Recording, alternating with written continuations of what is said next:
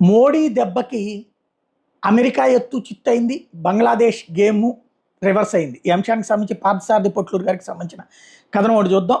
Nobel laureate America బ్రిటన్ల నమ్మక అంటూ Mohammad Yunus micro finance system అయిన గ్రామీణ బ్యాంక్ నెలకొల్పి వెలుగులోకి వచ్చిన మొహమ్మద్ యూనిస్కి తర్వాత నోబెల్ ప్రైజ్ ఇచ్చారు. జస్ట్ అమర్త్య సేన్కి ఇచ్చినట్టు. అమర్త్య సేన్ మొహమ్మద్ యూనిస్ ఇద్దరు బెంగాలీలే. అమర్త్య సేన్ అమెరికాలో సెటిల్ అయ్యాడు, మొహమ్మద్ యూనిస్ లండన్లో సెటిల్ అయ్యాడు.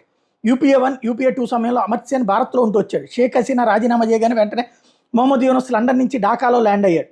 మొహమ్మద్ యూనిస్ పెద్ద ఫ్రాడ్. 409.69 కోట్ల టాకాలు అంటే $37.1 మిలియన్ కుంభకోణంలో ప్రధాన నిందితుడు యూనిస్. గ్రామీణ బ్యాంక్ లాగానే బంగ్లాదేశ్లో గ్రామీణ టెలికాం కూడా ఉంది. గ్రామీణ టెలికాంలో పనిచేసే కాలంలో మనీ లాండరింగ్కి పాల్పడ్డాడు మొహమ్మద్ యూనిస్. మొహమ్మద్ యూనిస్ మీద cheating, forgery, breach of trust, money laundering కేసులు నమోదయ్యాయి.